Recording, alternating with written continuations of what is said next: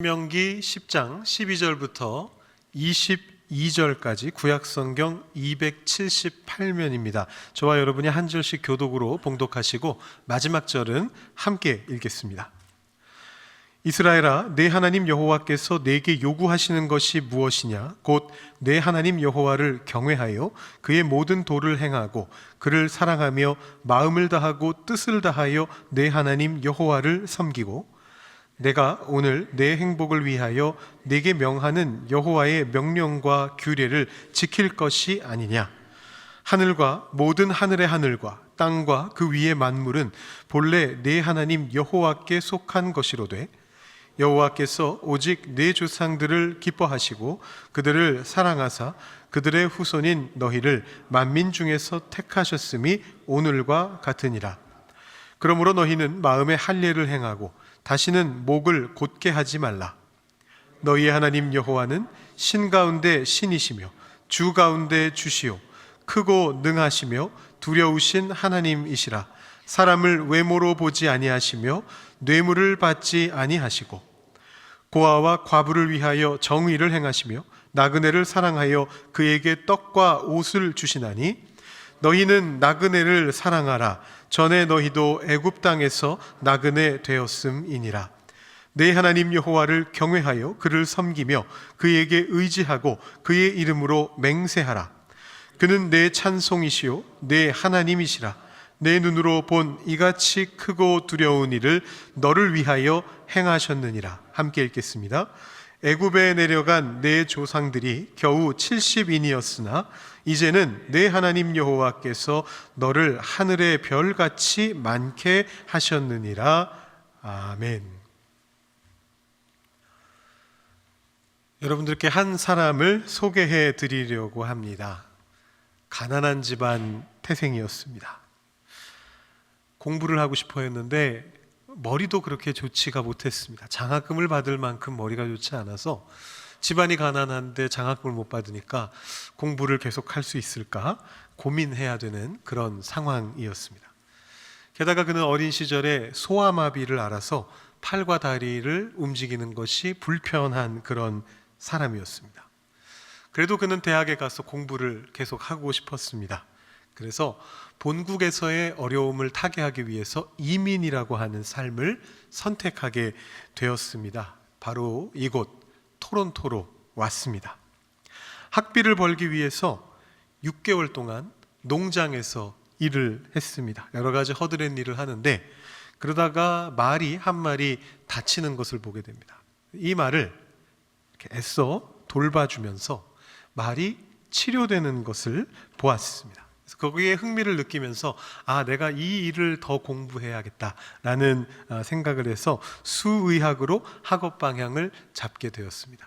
또 우연하게 아주 수의학과의 유명한 의사 선생님을 만나게 되면서 그가 토론토 대학에 들어가서 수의학 공부를 하고 온타리오 보건국의 조수를 거쳐서 수의학과의 강의까지 하는 그런 사람이 됐습니다.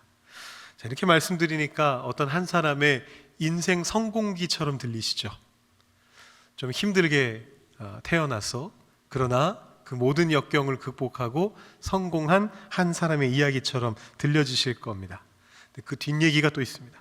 이 사람이 어느 날 당시에 발전하지 못했던 한 나라의 부름을 받게 됩니다. 토론토 대학의 의대 교수를 지내셨던 은사가 세균학을 가르칠 박사를 급하게 구하게 됐는데 그 나라가 워낙 힘든 곳이라서 의지력도 있어야 되고 인내심도 강해야 되고 특히나 미션 스쿨이니까 신앙심 좋은 분이 오기를 간절히 바랬습니다.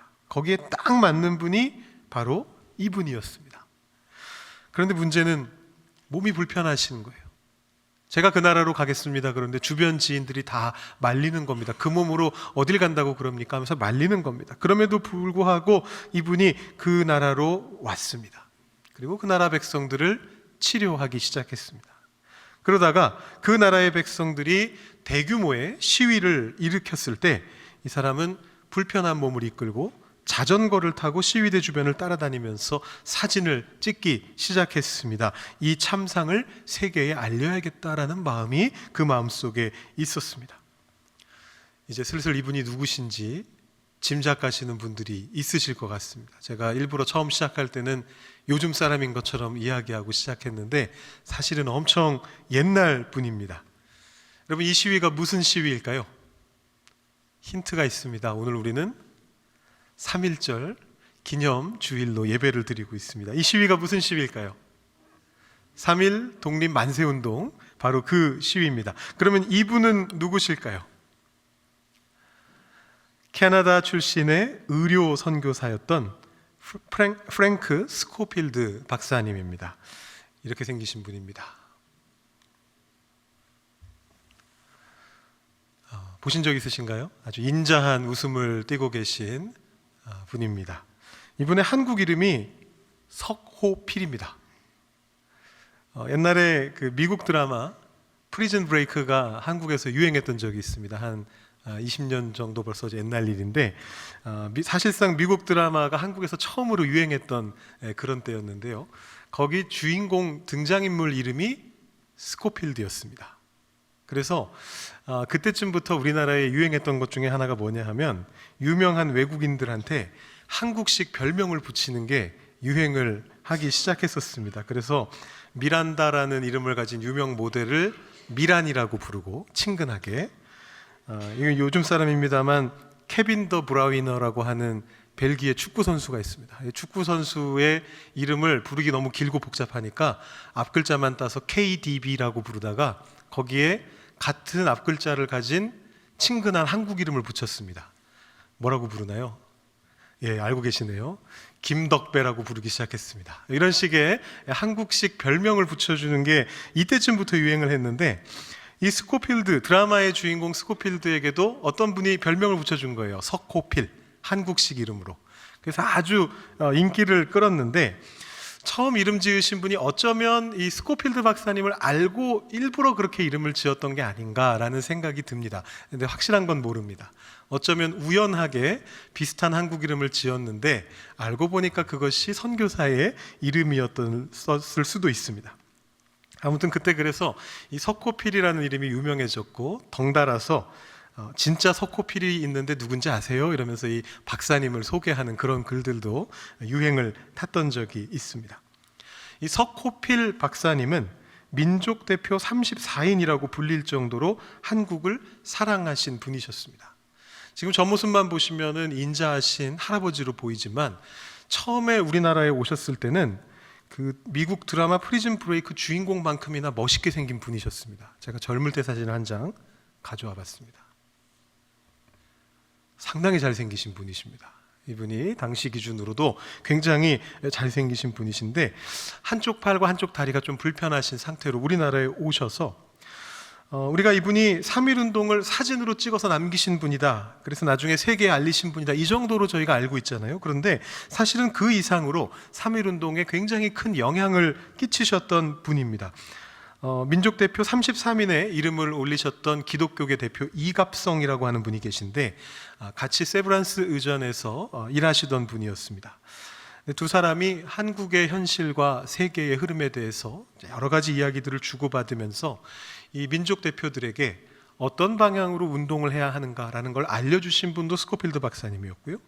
이 이갑성 씨가 3.1운동 일어나기 하루 전날 독립선언문을 가지고 올라와서 이거를 좀 영어로 번역해 주십시오, 이렇게 부탁을 해서 스코필드 박사님이 그걸 영어로 번역하셨습니다. 그것도 이 박사님이 하신 거였고요. 그뿐만 아니라 아까 말씀드렸듯이 만세 시위가 딱 시작되니까 그 불편한 몸을 이끌고 시위대를 따라다니면서 사진을 찍고 그것을 세계에 알리려고 그렇게 노력하셨고요.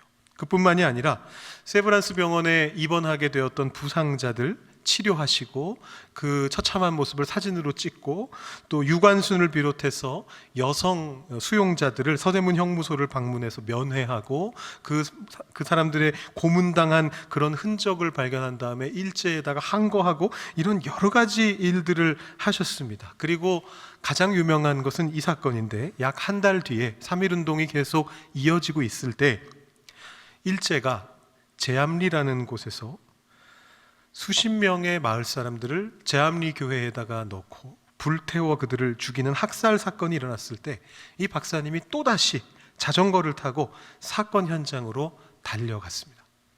이미 3.1운동 때부터 여러 가지 일을 하고 계셨기 때문에 일본 경찰들이 아주 요주의 인물로 지켜보고 있었던 분이 이 박사님이었어요.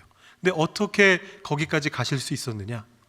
설마 몸이 불편하신 이분이 거기를 자전거 타고 갈 거라고 생각을 못 해가지고 그 부분을 다 캐치해가지고 자전거를 타고 거기까지 가셔서 그 모든 처참한 모습을 사진으로 찍고 그것을 온 세계에 알리시고 일본에 가서 일본 정부에 항의하시고 그런 일들을 하셨던 분이 바로 이분이셨습니다. 이분이 캐나다 장로교 소속의 선교사셨습니다. 제가 작년 3.1절 예배 때 언급했습니다만 모든 선교사들이 다 3.1운동을 지지했던 것은 아닙니다. 대체로 캐나다인 선교사들은 3.1운동에 적극적으로 도움을 줬습니다. 함경도 성진이라는 곳에 있었던 그리어슨 선교사는 자기 집을 열어서 시위 준비 장소로 제공하고 조선인들을 보호하려고 애썼습니다. 우리 교단인 캐나다 장로교 교단 총회에서는 조선에 선교하고 있던 모든 교단들 중에 유일하게 3.1운동에서 우리는 조선인들을 지지합니다 라는 결의문을 채택하였습니다. 왜 캐나다인 선교사들은 3.1운동에 적극적이었을까요? 작년에 말씀드렸던 것처럼 물론 신학적인 성향도 이유가 될 수는 있겠습니다만 또 한 가지 생각해 볼 것이 있습니다. 그것은 아마도 1773년 이래로 이 땅 캐나다가 대영 제국의 식민 지배를 경험했다라는 역사적 그 경험 때문이었을지도 모르겠습니다. 미국은 이미 1700년대부터 독립해가지고 독립국가로 활동을 해왔지만 캐나다는 1867년에야 자치령을 구성했고 완전한 독립은 외교까지 자유롭게 할 수 있는 완전한 독립은 1차 세계대전이 끝나고 나서야 가능했습니다. 식민지 하의 통치가 어떠한지를 잘 알고 있었던 사람들이 바로 캐나다 사람들이었습니다. 거기에 기독교 신앙의 양심으로 무장한 선교사들이었으니 조선 사람들을 우호적으로 대했다는 것이 어색하지 않은 것이죠. 대부흥 운동의 시작도 캐나다 선교사들로부터였고 3.1운동 또한 캐나다 선교사들을 통해 많은 도움을 받았던 데에는 이런 배경이 있을 수 있다는 것입니다. 물론 이런 캐나다 장로교 선교사들의 아름다운 행위는 사실 지극히 성경적인 신앙에서 우러나온 것입니다. 성경은 하나님께서 약자를 굽어 살피시는 분이다라는 것을 증거합니다. 여러분 오늘 읽으신 말씀이 바로 그 하나님을 증거하죠. 근데 오늘 말씀으로 들어가기 전에 저희가 조금 살펴보고 가야 될 말씀들이 있습니다. 저희가 올해 시작하면서부터 지금까지 오경을 쭉 읽어왔습니다. 우리 통독으로 우리 새벽 묵상 시간을 통해서 여러 가지 방식으로 우리 오경을 읽어왔고 지금 저희가 신명기를 읽고 있습니다. 근데 오경의 말씀들, 특히 신명기의 말씀들과 그에 이어지는 여호수아의 말씀들이 우리를 조금 당혹스럽게 만들 때가 있습니다. 여러분 어제도 김종현 목사님 통해서 토요 새벽 기도회 때 들으셨던 것처럼 하나님께서는 가나안 땅으로 이스라엘 백성들을 들여보내시면서 이 가나안 땅에 가증한 행위를 용납하지 말아야 된다라고 그렇게 말씀하셨습니다.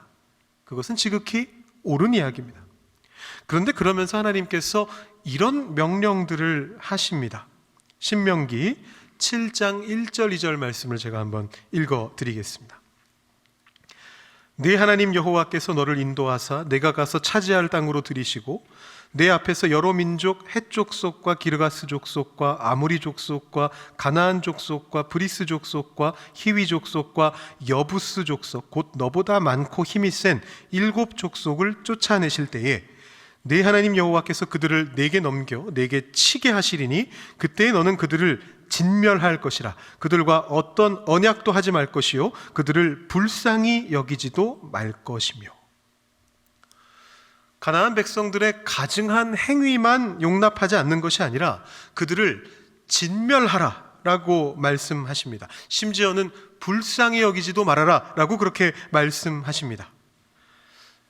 이 하나님은 우리가 아는 하나님과 좀 다른 모습이 아닌가요? 더 나아가서 이런 본문도 있습니다. 이것도 신명기의 본문입니다. 9장 3절 말씀 제가 읽어드립니다. 오늘 너는 알라 내 하나님 여호와께서 맹렬한 불과 같이 내 앞에 나아가신즉 여호와께서 그들을 멸하사 내 앞에 엎드러지게 하시리니 여호와께서 내게 말씀하신 것 같이 너는 그들을 쫓아내며 속히 멸할 것이라. 여호와께서 직접 멸하실 것이고 또 이스라엘 백성들은 그들을 속히 멸할 것이다, 이렇게 이야기합니다. 제가 방금 말씀드렸던 약자를 굽어 살피시는 하나님은 어디로 가셨습니까? 기회조차 주지 않고 속히 멸해야 한다니요, 하나님께서 직접 그들을 멸하실 것이라니요. 한 구절 더 보겠습니다. 유명한 왕벌이 등장하는 본문입니다. 7장 20절 21절 말씀을 제가 읽어드립니다. 네 하나님 여호와께서 또 왕벌을 그들 중에 보내어 그들의 남은 자와 너를 피하여 숨은 자를 멸하시리니 너는 그들을 두려워하지 말라. 너희의 하나님 여호와 곧 크고 두려운 하나님이 너희 중에 계심이니라. 이런 구절들을 보고 있노라면 하나님께서 피에 굶주린 존재가 아니신가, 이런 의문까지 들게 됩니다. 기독교 바깥에서 기독교를 비판하고 비난하는 이들이 구약의 하나님은 잔인하고 악한 존재라고 비방할 때 아니라 이렇게 말할 수 없는, 선뜻 말할 수 없는 그런 어떤 계기가 되기도 합니다. 정말로 우리가 읽어봐도 구약의 하나님이 그런 존재처럼 느껴지거든요. 심지어 본문이 암시적으로 적혀 있는 것도 아닙니다. 아주 분명하고 명확하게 적혀 있고 심지어 반복해서 적혀 있습니다. 그래서 우리가 이런 선택을 하게 될 때도 있습니다. 구약을 빼자. 정말로 구약을 완전히 빼버리지는 못한다 할지라도 구약을 좀 덜 보자. 신약에 나오는 사랑과 자비와 은혜와 긍휼과 인자와 온유와 기타 좋은 것들을 다 갖추고 계시는 예수님을, 신약의 하나님을 조금 더 묵상하고 좀 더 따르자, 그러면 되는 거 아니냐, 이렇게 생각하게 될 때도 있습니다. 여러분은 이 난제를 어떻게 해결하시겠습니까? 구약으로부터 도피할까요?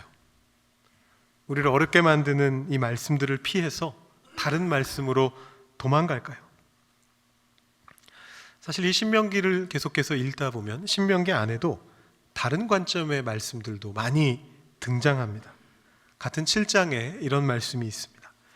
그런즉 너는 알라. 오직 내 하나님 여호와는 하나님이시요 신실하신 하나님이시라. 그를 사랑하고 그의 계명을 지키는 자에게는 천대까지 그의 언약을 이행하시며 인애를 베푸시되 그를 미워하는 자에게는 당장에 보응하여 멸하시나니 여호와는 자기를 미워하는 자에게 지체하지 아니하시고 당장에 그에게 보응하시느니라. 그런즉 너는 오늘 내가 내게 명하는 명령과 규례와 법도를 지켜 행할지니라. 이 말씀에서도 하나님께서는 당장 보응하시고 멸하시는 분으로 등장하십니다만 그보다는 천대까지 인애를 베푸시는 은혜의 하나님이시다라는 것이 더욱더 강조되고 있습니다. 앞서 우리가 봤던 9장 3절도 다시 한번 보실까요? 오늘 너는 알라. 내 하나님 여호와께서 맹렬한 불과 같이 내 앞에 나아가신즉 여호와께서 그들을 멸하사 내 앞에 엎드러지게 하시리니 여호와께서 내게 말씀하신 것 같이 너는 그들을 쫓아내며 속히 멸할 것이라. 우리가 아까 읽을 때는 별 생각 없이 그냥 스쳐 지나갔습니다만 자세히 보시면 이 말씀 안에서도 서로 다른 두 가지 말씀이 충돌하고 있습니다. 쫓아내라 라는 말과 멸하라 라는 말은 서로 다른 뜻 아닌가요? 이 말씀의 뜻은 어떤 뜻입니까? 죽이라는 의미입니까? 아니면 그냥 쫓아내면 된다라는 그런 의미입니까? 신명기 11장 16절에서 17절을 보시면 이것이 그대로 말 그대로 죽이는 것이 아닐 수도 있다는 것을 발견하게 됩니다. 너희는 스스로 삼가라. 두렵건대 마음에 미혹하여 돌이켜 다른 신들을 섬기며 그것에게 절함으로 여호와께서 너희에게 진노하사 하늘을 닫아 비를 내리지 아니하시며 땅이 소산을 내지 않게 하심으로 너희가 여호와께서 주신 아름다운 땅에서 속히 멸망할까 하노라. 이스라엘 백성들이 가나안 땅에 들어가서 가나안 신을 섬기게 되면 속히 멸망할 수 있다라는 경고의 말씀인데 현실에서 이스라엘 백성들이 그렇게 했음에도 불구하고 멸망하지 않았습니다. 다른 나라로 쫓겨갔을 뿐입니다. 따라서 우리는 이 문장들 속에 문자 그대로의 의미가 아니라 비유 또는 과장이 섞여 있을 수 있다라는 합리적인 의문을 제기할 수 있습니다. 과연 이스라엘 백성들이 정말로 가나안 땅에 들어가자마자 그 땅에 살아 숨쉬고 있는 모든 민족들을 남자 여자 가리지 않고 노인부터 아이까지 가리지 않고 동물까지 가리지 않고 다 진멸하고 피와 시체 더미 위에 이스라엘이라고 하는 나라를 건국했을까요? 그렇지 않습니다. 그렇지 않다라는 것을 입증하는 구절들이 신명기 안에도 나오고 그 이후에 여호수아서와 사사기에도 계속해서 나오고 있습니다. 앞서 우리가 보았던 왕벌 말씀, 하나님께서 왕벌을 보내셔서 가나안 백성들을 멸하시겠다라는 7장 20절 21절 말씀 바로 다음에 22절에서 하나님이 이렇게 말씀하십니다. 내 하나님 여호와께서 이 민족들을 내 앞에서 조금씩 쫓아내시리니 너는 그들을 급히 멸하지 말라. 9장에서는 쫓아내고 속히 멸하라 라고 그렇게 되어 있었는데 이 22절에서는 굉장히 완화되어 있습니다. 하나님께서도 조금씩 쫓아내실 것이고 이스라엘 백성도 급하게 멸하려 해서는 안 된다라고 그렇게 되어 있습니다. 그러니까 이 신명기 본문 안에도 이미 서로 다른 설명이 혼재되어 있습니다. 이스라엘 백성이 무슨 전쟁터에 투입되기 직전에 특수부대 마냥 아니면 무슨 게임 같은 데 나오는 광전사 마냥 눈이 벌게 가지고 마치 가나안 땅에 들어가자마자 모든 가나안 민족을 진멸하려고 칼 들고 창 들고 대기하고 있었다라고 해석하는 것은 크나큰 착각입니다. 그것은 성경을 통합적으로 보지 않는 행위입니다. 실제로 여호수아서와 사사기의 기록을 보면 진멸의 기록과 천천히 가나안 민족을 몰아내는 장면이 같이 등장합니다. 여호수아 10장 40절 말씀에 이렇게 적혀 있습니다. 이와 같이 여호수아가 그 온 땅 곧 산지와 네겝과 평지와 경사지와 그 모든 왕을 쳐서 하나도 남기지 아니하고 호흡이 있는 모든 자는 다 진멸하여 바쳤으니 이스라엘의 하나님 여호와께서 명령하신 것과 같았더라. 이 말씀은 여호수아서에서 여호수아가 행한 일을 요약한 문장입니다. 그런데 이 문장 안에서도 이미 문자적인 사실은 아니라는 것을 보게 됩니다. 여호수아서의 맥락 안에서도 모든 호흡 있는 자를 진멸하지 않았습니다. 여러분 아시는 바대로 기브온이라고 하는 가나안의 민족은 머리를 잘 쓰는 바람에 살아남았습니다. 죽이지 않았습니다. 이스라엘 백성들이 노예로 삼았을지언정 그들을 죽이지 않았습니다. 또 세겜이라고 하는 민족도 족장시대까지 거슬러 올라가는 인연 덕분인지 모르겠지만 죽지 않았습니다. 그렇기 때문에 이 말씀은 선언적인 의미입니다. 가나안의 모든 민족들이 마치 다 죽은 것처럼 말하고 있지만 여기 다 죽은 것으로 나온 이 사람들이 놀랍게도 사사기에서 되살아납니다. 사사기 3장에 보시면 그 족속들이 다 살아 있습니다. 그러므로 이스라엘 자손은 가나안 족속과 헷 족속과 아모리 족속과 브리스 족속과 히위 족속과 여부스 족속 가운데에 거주하면서 그들의 딸들을 맞아 아내로 삼으며 자기 딸들을 그들의 아들들에게 주고 또 그들의 신들을 섬겼더라. 그러니까 모두 죽였다라는 그 말은 선언적인 의미를 담고 있는 것이죠. 베냐민 지파는 여부스 종족을 쫓아내지 못했고 그래서 오랜 기간 동안 공존하였다라고 기록이 됩니다. 사사기 1장 21절에 보시면 베냐민 자손은 예루살렘에 거주하는 여부스 족속을 쫓아내지 못하였으므로 여부스 족속이 베냐민 자손과 함께 오늘까지 예루살렘에 거주하니라 이렇게 기록하고 있습니다. 여기서 말하는 오늘이라고 하는 것은 사사기가 쓰여졌던 시기를 말하는 것인데 사사기가 언제 쓰여졌는지는 분명하지는 않습니다. 보수적인 문자주의를 따르는 이들은 특별한 근거가 성경 안에 있지는 않지만 사무엘이 썼을 것이다 이렇게 추측을 하고요. 조금 더 학문적인 입장에서 바라보는 사람들은 왕국 시대에 쓰여졌을 것이다 이렇게 생각을 합니다. 어느 쪽이 맞든 간에 최소 수백 년 동안 베냐민 지파와 여부스 종족은 예루살렘에서 같이 공존하였던 것입니다. 사사기 1장 28절에서는 아예 대놓고 다 쫓아내지 못했다라고 기록하기도 합니다. 화면이 넘어가지 않는데 한 장 넘겨주세요.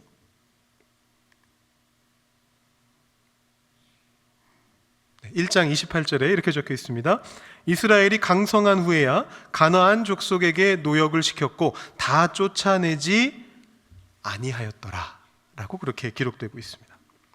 여러분, 이 둘 사이를 어떻게 조화시켜야 할까요? 성경이 서로 다른 말을 하고 있는 것입니까?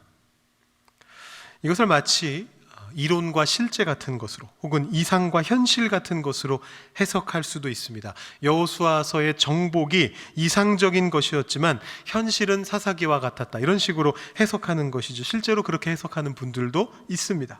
그런데 여호수아서와 사사기가 둘 다 신명기의 영향을 받고 있는 신명기적 역사서다라는 점을 고려한다면, 그리고 여호수아서가 채용한 기술 방법과 사사기가 채용한 글 쓰는 방식을 분석해서 적용해 본다면 더 나은 해석은 여호수아서가 상징적인 표현을 사용해서 선언적인 의미로서 말을 한 것이다라고 해석하는 겁니다.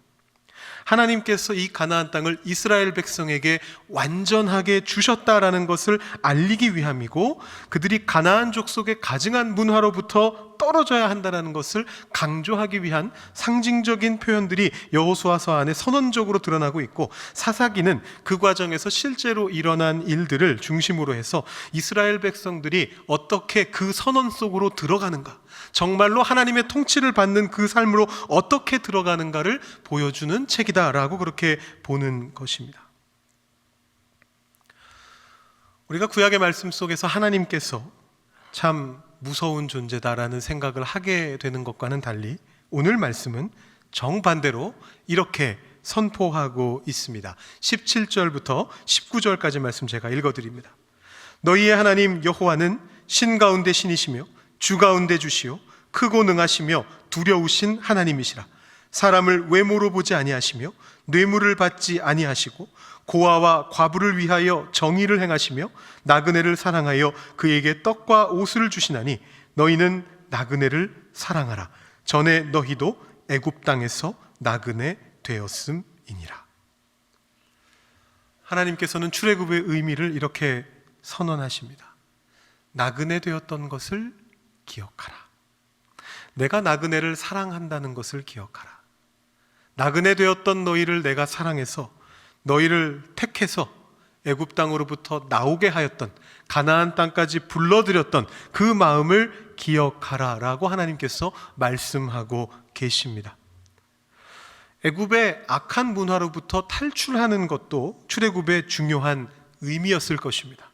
그러나 출애굽의 정말로 중요했던 의미는 애굽 땅에서 나그네로 지냈던 것을 기억하면서 하나님의 은혜를 찬양하고 다른 나그네들을 대접하며 사는 삶을 살아가도록 그들의 마음의 방향을 바꾸는 것입니다. 하나님께서는 사람을 외모로 보지 않으십니다. 하나님은 뇌물을 받고 힘센 자의 편에서 재판을 굽게 하지도 않으십니다. 하나님은 고아와 과부를 위하여 정의를 행하시는 분이십니다. 하나님은 나그네를 사랑하셔서 먹을 것과 입을 것을 주시는 분이십니다. 그것을 알고 있는 우리는 마음에 할례를 행하고 목을 곧게 하지 않고 겸손히 하나님의 뜻을 따라야 한다라는 것입니다. 우리 모두는 이민자의 경험을 한 사람들입니다. 작건 크건 경험하였습니다. 나이가 많건 적건 경험하였습니다. 영어를 잘 못하건 잘하건 경험하였습니다. 심지어 2세, 3세라 할지라도 이 경험으로부터 자유롭지 못합니다. 외모가 동양적이라는 이유만으로 Where are you from? 이라는 말을 들어야 하는 존재가 우리들입니다. 그런 우리의 경험이 우리를 올가매는 것이 아니라 우리를 자유롭게 하는 경험이 되어야만 합니다. 이민자로서 살았던 서름이 남을 더 서름짓게 만드는 것이 아니라 남의 서름을 닦아주는 것이 되어야 합니다. 캐나다 장로교 선교사들이 식민지배의 아픔을 알았기 때문에 식민지 조선의 백성들을 위해 헌신했던 것과 마찬가지입니다. 하나님께서는 그것을 가르쳐 주시기 위해서 이스라엘에게 애굽 땅에서의 노예됨과 그 땅에서의 출애굽을 허락하십니다. 이제 그들이 새로 들어가게 될 땅에서 그들은 하나님을 모르는 존재들에게, 하나님을 몰라서 목을 곧게 세우고 나그네를 홀대하는, 고아를 돌보지 않는 악한 가나안 민족에게 맞서서 이 하나님의 정의를 선포해야만 합니다. 그리고 우리 또한 이 땅에서 이 토론토 땅 위에서 우리 하나님 여호와는 신 가운데 신이시며 주 가운데 주시라 선포해야 되고, 그 하나님이 어떤 분이신지, 사람을 외모로 보지 않고 뇌물을 받지 않고 고아와 과부를 위해 정의를 행하시며 나그네를 사랑하시는 분이라고 선포해야만 합니다. 우리의 삶을 통해, 우리의 헌신을 통해 그것을 행해야 하는 것입니다. 오늘 우리는 3.1절 기념 예배를 드리면서 106년 전 머나먼 과거에 우리의 조상들이 살았던 지구 반대편에서 벌어진 일을 기억하면서 이 땅에서 우리가 어떻게 살아야 하는가에 대한 지혜를 얻게 됩니다. 우리가 우리의 이민자의 경험을 바탕으로 다른 사람들의 서름을 닦아주는 삶을 살아가게 될 때에 하나님께서 우리를 하늘의 별같이 많게 빛나게 만들어 주실 것입니다. 여러분, 한 사람 한 사람의 삶을 그렇게 만들어 주실 것이고, 우리 교회를 그렇게 만들어 주실 것이고, 이 땅 위에 우리 살아가고 있는 토론토 땅의 크리스천 공동체를 그런 공동체로 만들어 주실 것입니다. 그것이 우리가 함께 걸어가야 하는 길입니다. 이 시간 우리 모두가 그런 삶을 살아갈 수 있기를 주님의 이름으로 축원합니다. 기도하겠습니다.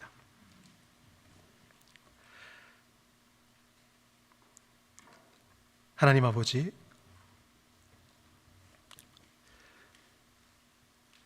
일제의 폭압적인 통치에 맞서서 아무것도 손에 들지 않고 오직 태극기만을 손에 들고 하나님의 따뜻한 긍휼의 마음만을 그 마음에 품고 죽음으로 갈 수도 있는 행진을 하였던 3.1운동의 우리의 선조들을 기억합니다.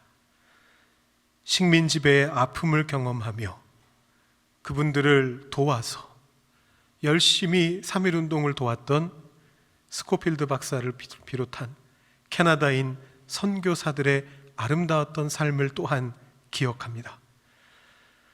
하나님께서 약자들을 굽어 살피시는 분이시기 때문에 그 하나님의 마음을 품고서 그 땅 위에서 주님의 사랑을 전할 수 있었던 그들처럼 우리도 우리가 살아가는 이 땅 토론토에서 이민자의 경험을 한 자로서 아픔이 있는 자들을 달래며 슬픔이 있는 자들을 위로하는 삶을 살아갈 수 있기를 소망합니다.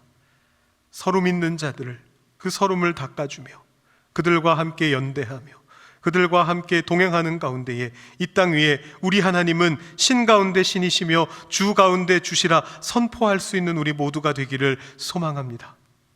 하나님을 우리 마음에 모시고 나아가는 우리 모든 토론토 한인 장로교회 성도님들 될 수 있도록 주님 도와주시고, 그분들의 삶을 통해 헌신을 통해 그들이 모인 이 교회와 이 땅의 공동체들을 통해 이 토론토 땅 위에 하나님의 은혜를 허락하여 주시옵소서. 감사드리며 예수님의 이름으로 기도드립니다. 아멘.